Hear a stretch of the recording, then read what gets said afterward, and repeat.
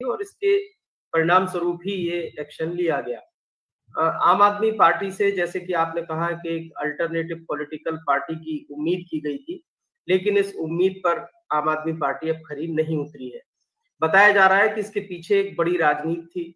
राजनीति आम आदमी पार्टी और भारतीय जनता पार्टी के बीच में पंजाब में लीड लेने को लेकर, यानी एग्रीकल्चर सेक्टर या किसानों के बीच में अपने आप को बड़ा साबित करने के लिए ये जो है एक कशमकश चल रही थी। लेकिन जो एक्शन लिया गया वो एकदम से उलट था, यानी उम्मीद से बिल्कुल अलग था।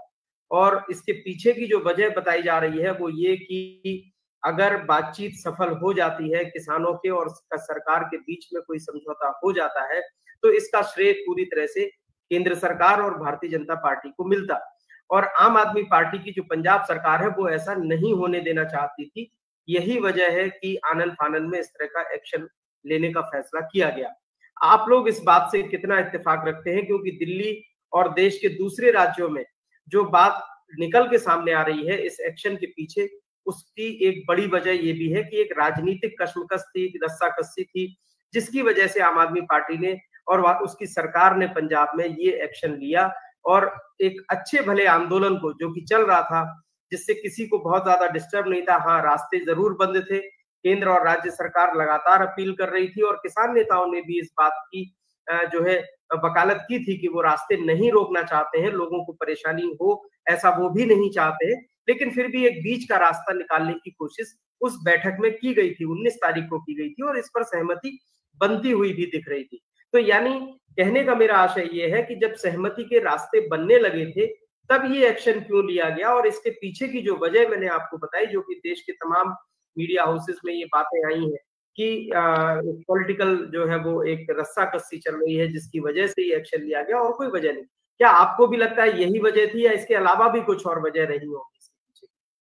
नहीं, ये एक वजह मतलब कि अगर पॉलिटिकल व्यू के लिए देखा जाए तो हो सकती है, या जिसको मतलब कि प्रचारित करने के लिए वो हो सकता है। पर लेकिन जो हुआ था, मैं आपको अंदर की मीटिंग की एक बात बताऊं कि हमें आशंका थी 18 तारीख के रात को ही फोर्सेज लगना दोनों बॉर्डरों के आसपास शुरू हो चुका था, क्योंकि पंजाब में बड़े एक्शन हो रहे थे जो ड्रग्स माफिया है उनके खिलाफ। तो हमें लगा था कि ये शायद किसी ड्रग्स माफिया का, जैसे घर गिरा देना, जैसे यूपी के अंदर पैटर्न था, उसी पैटर्न पर ये काम करता है, आम आदमी पार्टी काम करती है। असल में क्या है कि दो चीजें थी जो बिल्कुल स्पष्ट हो चुकी थी। एक तो अरविंद केजरीवाल और इनकी पूरी टीम का जेल जाना तय था। दूसरा ये था कि इनके ऊपर सेंटर का प्रेशराइज बहुत था। तीसरा है लुधियाना का चुनाव है, जो एक अरोड़ा करके है, जो एमएलए का चुनाव है, इनका बाय इलेक्शन हो रहा है, जिसमें एक राज्यसभा मेंबर है, और उसी राज्यसभा सीट पे अरविंद केजरीवाल लोग राज्यसभा जाना चाहते हैं, क्योंकि उनके पास दिल्ली की सत्ता नहीं है। पर जो सबसे महत्वपूर्ण बात है कि वो ये मोदी सरकार ने इनको एक टर्म दिया था कि आपको ये करना पड़ेगा। कारण क्या है? क्योंकि उनका जेल जाना तय था इस बात के अंदर कि अगर वो ये नहीं करेंगे तो उनको जेल में डाल दिया जाएगा, क्योंकि मोर्चा लगातार बढ़ रहा था और पूरे देश में मांग उठ रही थी। तो उन्होंने अपने आप को शेल्टर करने के लिए ये एक वफादारी मोदी के साथ निभाई है अरविंद केजरीवाल सरकार ने और भगवंत मान ने। क्योंकि मीटिंग के अंदर एक सवाल किया गया था, जो इनके लालचंद कटारिया, हमीद खुडिया और हरपाल चिन्ना 3 मंत्री थे, उसमें से प्रश्न पूछा जाता है कि क्या आप ऐसी कार्रवाई करोगे? क्या आप मोर्चा उठाने के पक्ष में हो? क्या आप हमारे ऊपर लाठीचार्ज करना चाहते हो? तो उन्होंने बोला था, जो हरमीत कुडिया थे वो बिल्कुल शांत हो चुके थे, उनके हाव ही उड़ गए। तो लालचंद कुटारचक है जो वो जवाब देते हैं, कहते हैं ऐसी हम कोई कार्रवाई नहीं करेंगे, हमारा कोई ड्रग्स का मामला है, कोई वहां पे हम ऐसी ऐसी कार्रवाई कर रहे हैं तो उसके लिए है। तो बाहर आकर हरपाल चिन्ना एक बयान देते हैं कि हम कोई मोर्चा नहीं हटा रहे, हम किसानों के साथ हैं। प्रेस कॉन्फ्रेंस में ये बात बोलते हैं। उसके बाद शिवराज चौहान देते हैं कि हम किसानों को सड़कों से नहीं उठा रहे हैं। तो वो सीधी सीधी एक आशंका थी। और जितने किसान नेताओं को होता है कि जैसे सरबन सिंह पंडेर को, उनको चंडीगढ़ में ही गिरफ्तार कर लिया जाता है, जबकि वो यूटी है। तो वो सीधा सीधा, वो तो कोई दो राय नहीं है। अगर यहाँ बच्चे बच्चे से पूछोगे तो अब ये सब किया क्यों इन्होंने? एक चीज थी कि इन्होंने डिवाइड एंड रूल खेला, क्योंकि जिस सीट पर चुनाव है वहां पर 70% जो वोट है वो इंडस्ट्रियल के है। लुधियाना के अंदर चुनाव है, तो इन्होंने दिखाया कि हमारी इंडस्ट्री को कमजोर पड़ रही थी, हमारा इन्वेस्टमेंट नहीं आ रहा था, बड़ा घाटा पड़ रहा था। तो ये डिवाइड एंड रूल का के किसानों को वर्सेस इंडस्ट्रियल कर दिया। तो उस इंडस्ट्रियल करने के लिए इन्होंने यही चीज की थी। और लेकिन ये सगे किसी के नहीं होते हैं। इसमें के अंदर इन्होंने एक बड़ा संशोधन भी किया है स्टेट लेवल के ऊपर। कि पहले क्या था कि अगर कोई पानी को प्रदूषित करता था इंडस्ट्रियल, बड़ा इंडस्ट्रियल या कोई भी, तो उसको 6 साल की सजा होती थी।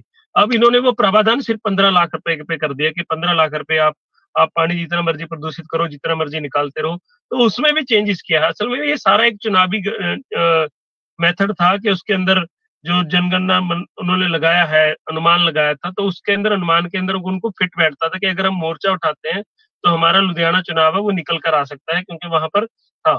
फिर इसके साथ ही उन्होंने एक और बयान, अगर आप गिरिराज का वहां पे बयान सुन सकते हो कि वो आते हैं, वो अपने प्रवासियों के लिए जो बिहार यूपी से मजदूरी करने आता है लुधियाना, उसके साथ फोन मिला के सीधा डीसी को धमकाते हैं वो।